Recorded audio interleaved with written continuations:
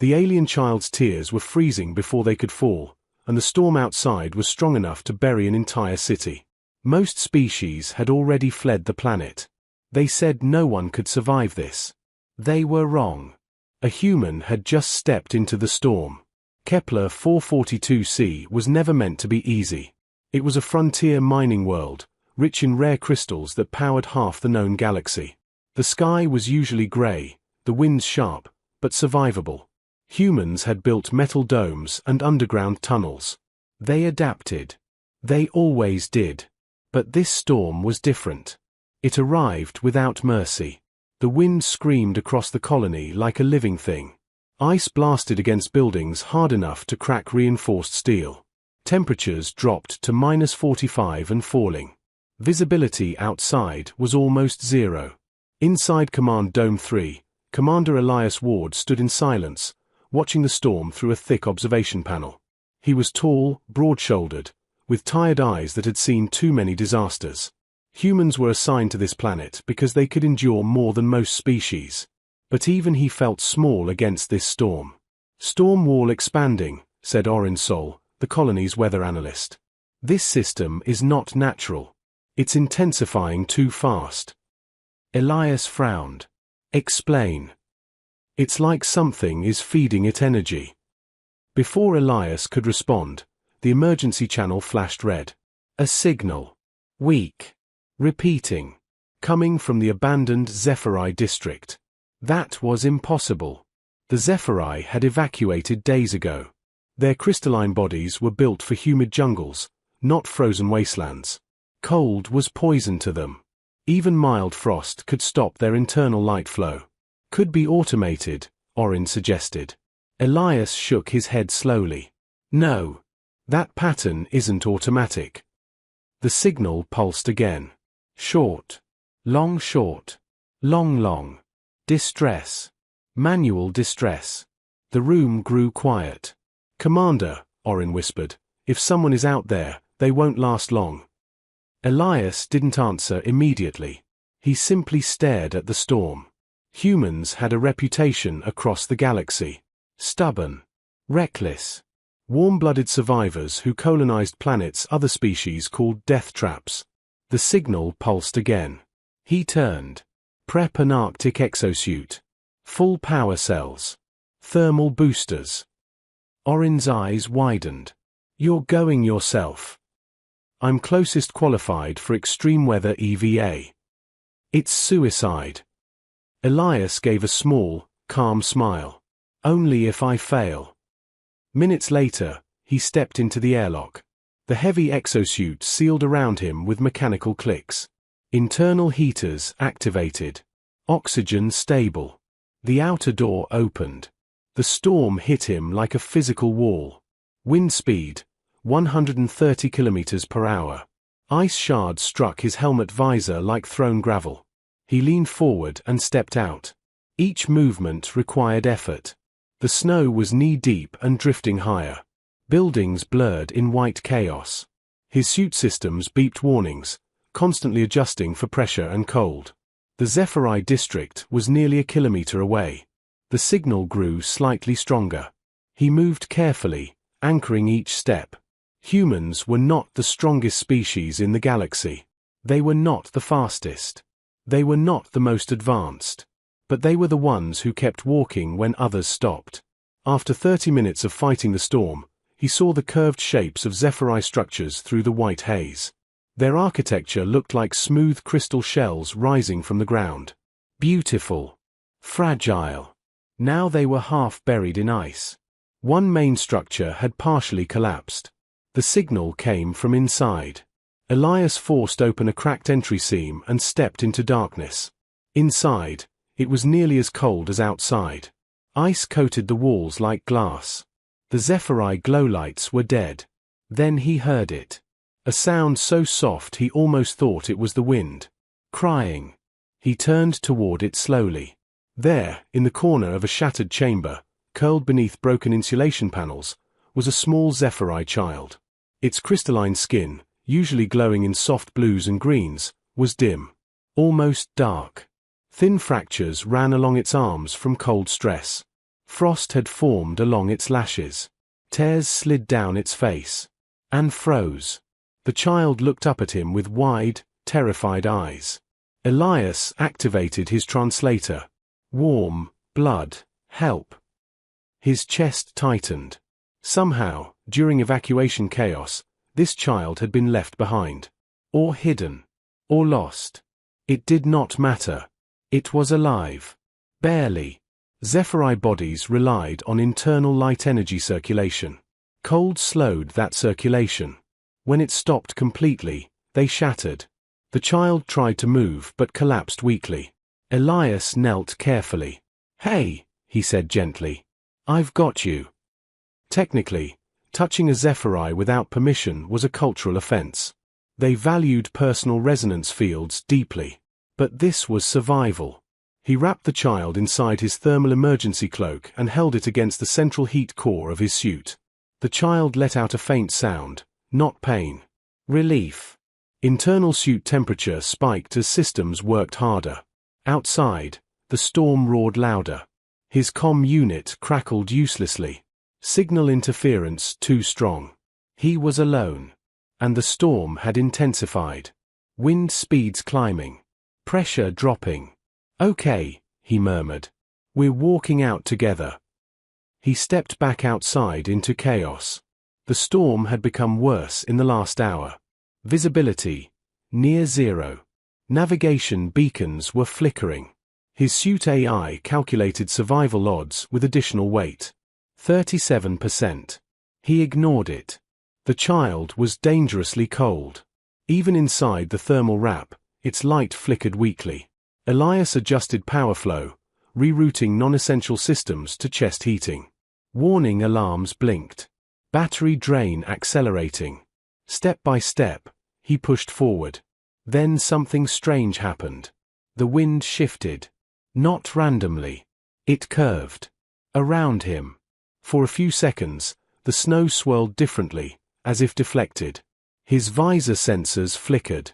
Energy spike detected. Unknown source. The child's faint glow pulsed once, slightly brighter. Elias frowned. This storm. Orin had said it was not natural. Another blast of wind nearly knocked him sideways. He stabilized. Distance to colony, 600 meters. The storm suddenly roared louder, and the ground trembled beneath his boots. Deep below the ice, something massive moved. The storm wasn't just weather. It was reacting. And whatever was beneath the planet had just noticed them. Elias tightened his grip on the child. "Yeah," he muttered into the wind. "You picked the wrong species to scare." And he kept walking. The ground beneath the ice was not supposed to move. But it did. Elias felt the vibration through the soles of his exosuit boots. It was deep. Slow. Like something enormous shifting in its sleep far below the frozen surface. The storm above him howled louder, as if responding to that movement. This was no ordinary weather system. And whatever was happening, it had started the moment he picked up the child. "Commander, do you read?" Static cracked in his helmet. Then Orin's voice pushed through in broken fragments. Massive energy surge, below crust, storm core unstable. "I read you," Elias replied, leaning into the wind. "I have the child. Returning now." The Zephyri child stirred weakly in his arms. Its glow flickered slightly brighter again, almost like a pulse. Elias noticed something strange. Each time the child's internal light strengthened, the wind around him shifted, just a little, bending away from his body. Was it reacting to him? Or to the child? "Commander," Orin's voice broke through again, stronger this time. "We're detecting organized energy patterns beneath the ice shelf. This storm, it's being directed." "Directed?" Elias repeated. "Yes. Not random. It's like a defense system." That thought hit him hard. Defense. As if the planet itself was alive. Another tremor shook the ground. A crack split the ice 50 meters ahead. Bright blue light flashed from deep below the surface, then disappeared. The storm intensified instantly. Wind speed increased. Temperature dropped another 2 degrees. Elias adjusted his balance and kept moving forward. Each step felt heavier now. The exosuit was draining power faster than expected. He rerouted more energy to heat the child. Battery life, 48%. Distance remaining, 420 meters. The colony lights were barely visible through the white chaos. The child suddenly made a soft sound, not crying. It was something else. A low harmonic vibration. Almost like a musical note. Elias looked down. The cracks along the child's crystal skin were faintly glowing now. And then something incredible happened. The wind in front of him slowed. Just a little. Like a tunnel forming. Not calm, but less violent. "Orin," he said quickly, "I think the child is affecting the storm." Silence for 2 seconds. Then, "That's impossible." "Not today, it isn't." The child's glow pulsed again. Deep under the ice, a massive shape shifted. Then the storm changed direction entirely. It began circling. Around them. Not striking randomly anymore. Encircling. Like an eye forming in the chaos. "Commander," Orin whispered over the comms. "The storm center just repositioned. It's locked onto your coordinates." Elias let out a slow breath. "So it sees us?" "Yes." Another tremor hit. This time the ground ahead collapsed slightly, forming a shallow depression. Ice shattered upward like glass breaking in reverse.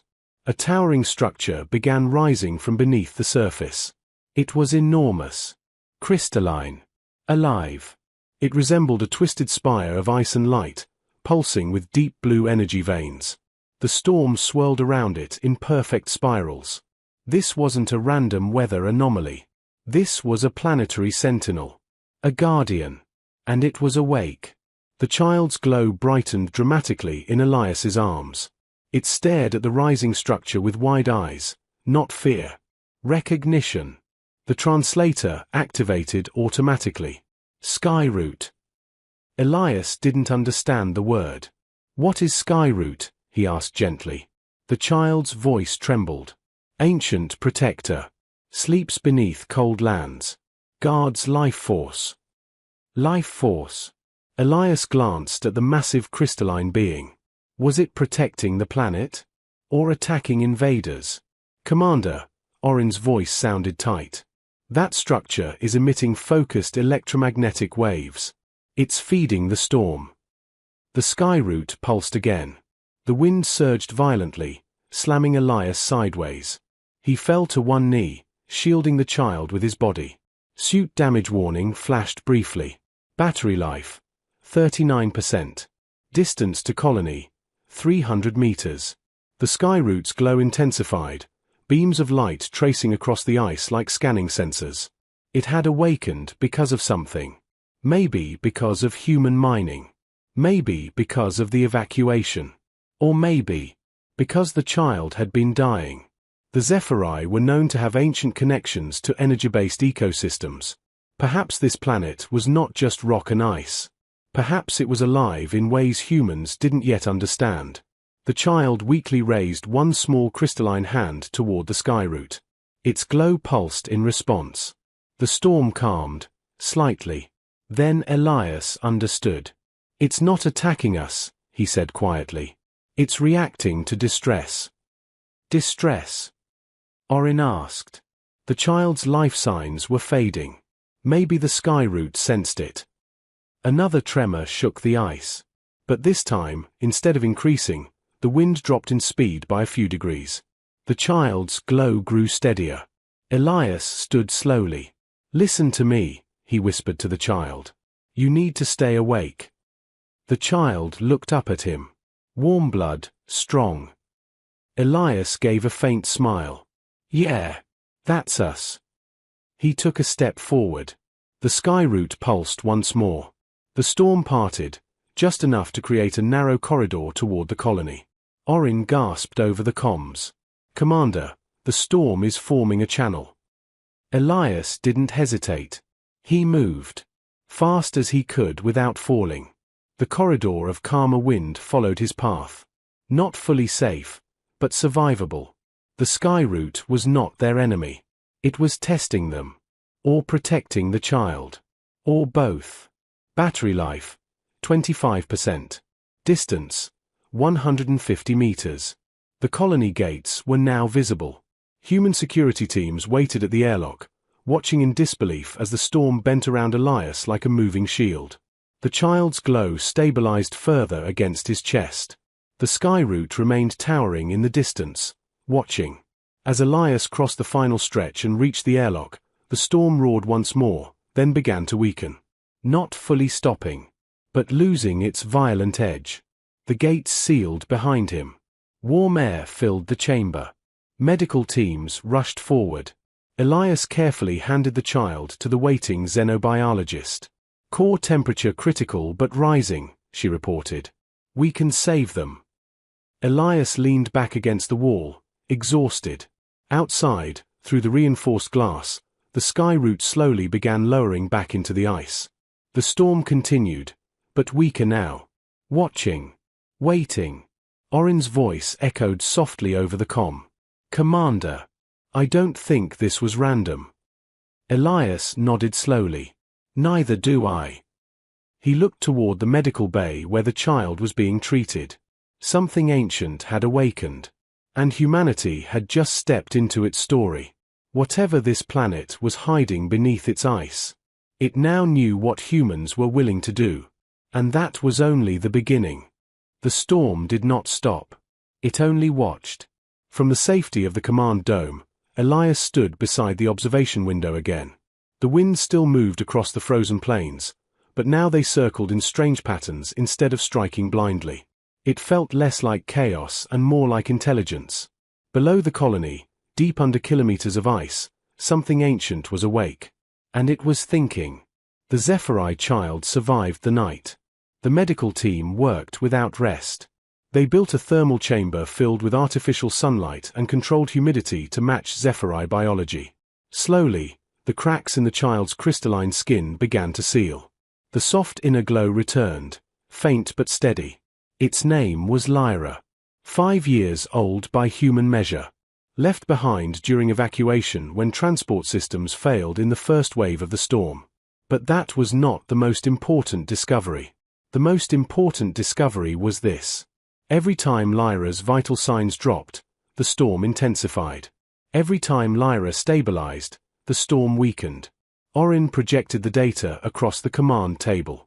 Energy spikes from beneath the crust were directly linked to the child's biological signals. It's not random weather, Orin said quietly. It's a planetary response system. Elias crossed his arms. Explain it simply. Orin nodded. The sky route, that structure you saw, is part of a planet-wide neural network. The ice crust contains crystalline pathways. They transfer energy like nerves in a body. A brain, Elias said. Yes. And Lyra. Orin hesitated. Lyra is connected to it. Silence filled the room. HFY were known for their energy resonance abilities. Their species evolved alongside living crystal ecosystems on their home world. But no one had realized that Kepler 442c might contain something similar, something massive. The storm had not been trying to kill the colony. It had been reacting to pain. Lyra slowly opened her eyes in the medical chamber. Elias stood beside her. She looked fragile, but there was something ancient behind her gaze now. Skyroot is afraid, she whispered through the translator. Afraid of what? Elias asked gently. Lyra's glow flickered softly. Of you. That answer hung heavy in the air. Humans. The species known for mining worlds to their cores. For drilling, blasting, reshaping environments. Kepler 442 CS mines ran deep. Very deep. Elias understood. We woke it, he said quietly. Orin nodded. Our seismic drilling 3 months ago, that might have disturbed its core structures. Lyra slowly pushed herself upright in the chamber.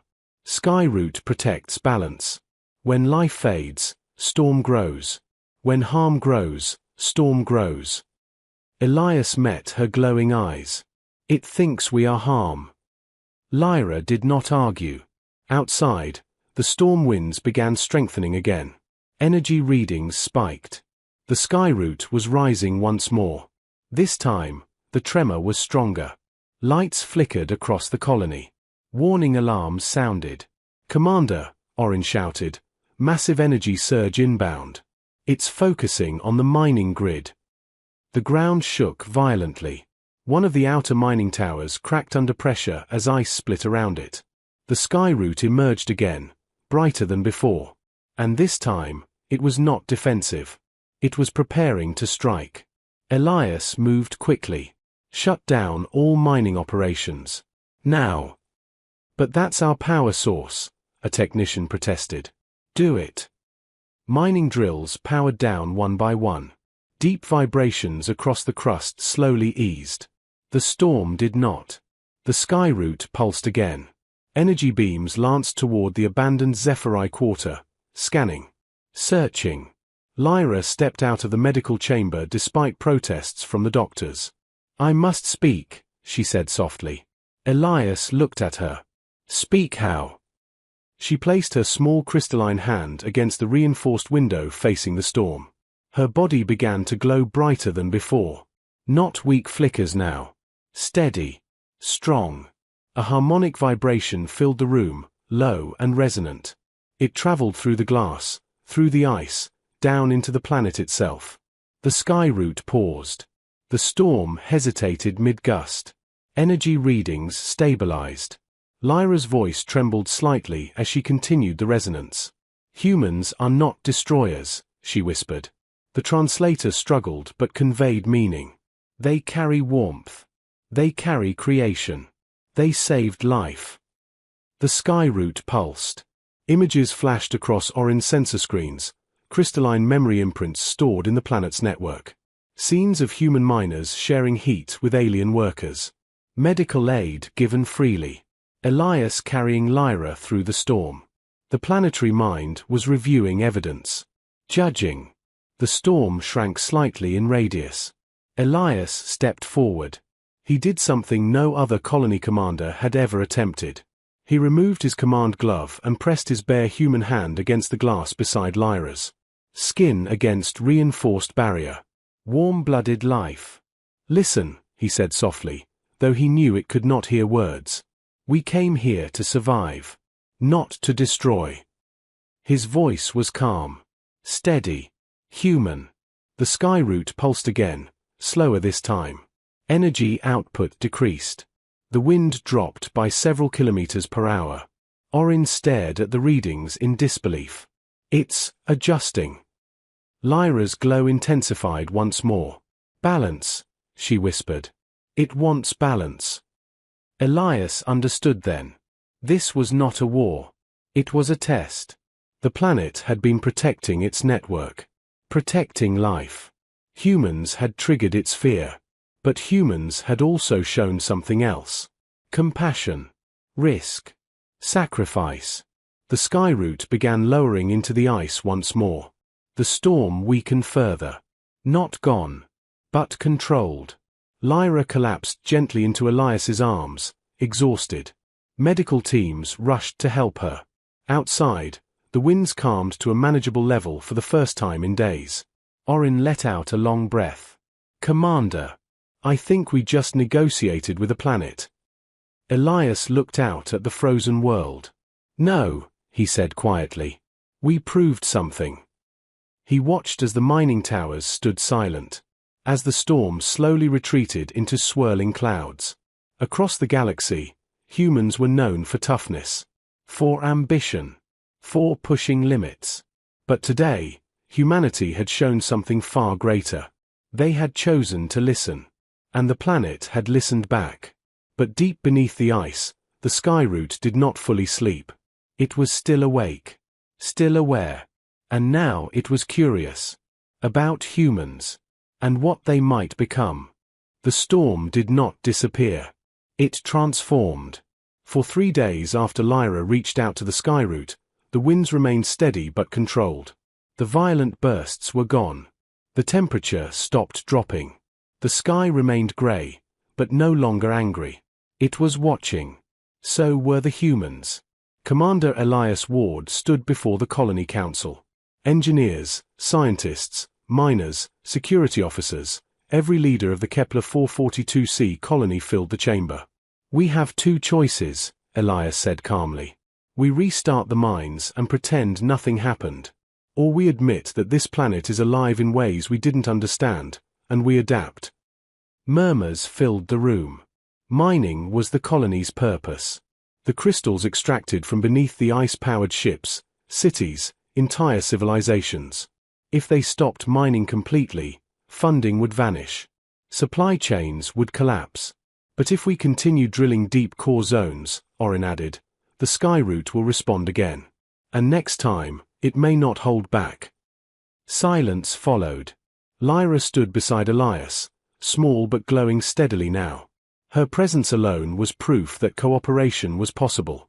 One of the senior engineers crossed his arms. "We can't just shut everything down. There has to be another way." Elias nodded slowly. "There is." He tapped a command panel, projecting a new design model into the air. Instead of deep core drilling, the blueprint showed surface-level crystalline harvesting. It was slower, less aggressive. It used thermal resonance mapping rather than seismic fracture methods. "We stop forcing the planet," Elias said. "We work with it." The room went quiet. "It will cut our output by 40%, the engineer argued. "For now," Elias replied. "But it might keep us alive." Lyra stepped forward slightly. "Skyroot feels pain where drills cut deep," she said softly. "But surface touch, like sunlight, does not hurt." The engineers exchanged looks. A human xenogeologist raised her hand. "If the crystalline network is similar to neural pathways, then deep mining is like cutting nerves. Surface resonance harvesting would be like trimming branches." Elias smiled faintly. "Exactly."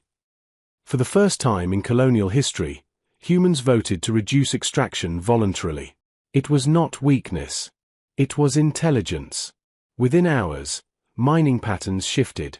Heavy seismic drills powered down permanently. New scanning arrays mapped safe extraction zones that avoided core structures. As machines recalibrated, the sky route pulsed once beneath the ice. Energy readings remained stable. No surge. No storm spike. It was accepting the change. Days passed. The storm gradually thinned into gentle snowfall. The once dead Zephyri district began glowing again as humans restored power and built hybrid thermal systems to support future interspecies cooperation. News spread across nearby systems quickly. Humans had faced a planetary guardian and chosen diplomacy over domination. Many alien species were shocked. Humans were known for bold expansion, for reshaping environments to fit their needs. Yet here they were, adjusting themselves instead. Lyra recovered fully within a week. Her crystalline skin shone brighter than before. Tiny lines of light pulsed softly beneath the surface, a sign that her connection to the sky route had deepened. One evening, Elias stood outside the dome in a controlled weathersuit, watching the quiet plains. Lyra joined him. "The planet dreams differently now," she said. Elias looked down at her. "Dreams?" "Yes. Before, it felt threatened. Now it feels curious." He nodded thoughtfully. Curiosity. That was something humans understood deeply. "What happens when it wakes fully?" he asked. Lyra's glow flickered thoughtfully. "Then it will decide if humans are part of its story." Elias smiled slightly. "We've always liked being part of big stories." She tilted her head. "Even dangerous ones. Especially dangerous ones." At that moment, the ice several kilometers away shimmered faintly. Not violently. Not threatening. Just alive. The sky route did not rise this time. It extended. Small crystalline growths emerged gently from the surface, not towering structures, but branching spires that glowed softly in rhythmic pulses. Orin's voice came over Elias's commander. "We're detecting energy exchanges between the planet and our new harvesting grids." "Hostile?" Elias asked. "No," Orin replied slowly. "It's cooperative." The planet was learning their patterns, adjusting flow rates, balancing extraction safely. For the first time in history, a human colony was not dominating its world. It was collaborating with it. Weeks later, a HFY diplomatic vessel returned to orbit, cautious and uncertain. They expected to find ruins. Instead, they saw stability, controlled weather, shared energy signatures, and at the center of it all, a human colony glowing with sustainable harmony. The HFY ambassador landed personally. When she stepped out onto the ice plains, she looked at Elias with open disbelief. "You saved one of our children," she said. Elias glanced at Lyra, who stood proudly beside him. "We did what anyone should do," he replied simply. The ambassador shook her head slowly. "No. Many species would not have risked extinction-level storm for another race." Elias shrugged lightly. "That's the thing about humans." "What?" "We don't see survival as a competition." Behind them, the sky route pulsed gently beneath the ice. The storm clouds above parted slightly, allowing faint sunlight to touch the frozen ground for the first time in weeks. The ambassador watched the glow beneath the surface. "You have changed this world," she whispered. Elias looked at the horizon. "No," he said quietly. "We changed ourselves." And that was far more powerful. But deep beneath the crust, the planetary network was still expanding its awareness. Still studying humanity. Still calculating. The test was not over.